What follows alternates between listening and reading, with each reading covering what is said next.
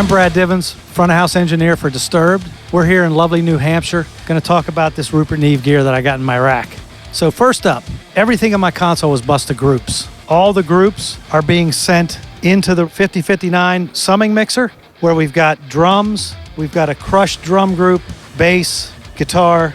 We've got a couple of little noisy bits going on in here. David's vocal channel. We've got a parallel vocal channel on David as well. And then I've got all the background vocals into this. So all my music is going into stereo 1 with some blue silk on it to add a little bit of bottom end, some warmth. And all the vocals are going into stereo 2. You'll notice that there's no silk on these. Now, these two get sent back into the console into a pair of stereo inputs. And from there, the stereo inputs get sent to left-right. And we get down here to left-right. What do we have here?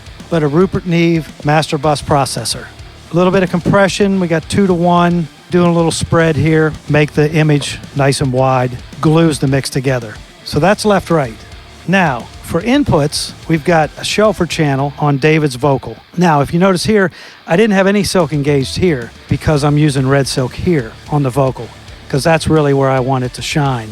Compression, EQ, using everything on this channel strip. And following that, we've got the 5045. Keep down the crowd noise, help keeps the drum kit out of the lead vocal. And then, of course, I have a spare for that as well. Now, if we come on down here to the other groups, we've got a pair of 542s that go across the guitar group, the tape emulators, which I'm using some blue silk, again, to fatten it up. And then I believe I'm running it on 15 IPS. Got the tape emulation in. I mean, it's just like hitting tape. It really just thickens up the guitar and like shaves off that edginess of the guitar inputs. Bass group is getting the 535. I don't know what to say about this compressor, but I love the tone that it imparts in the bass guitar. It just brings it forward in the mix and it gives it a nice little bump in the mid-range, really makes it pop through. And I'm running it pretty hard. I'm compressing it pretty good, and then I just dial in some of the uncompressed signal to make use of some parallel compression. And that is the rundown. So now let's go up here, because where do I listen to all this at? Is right here through the Rupert Neve headphone amplifier.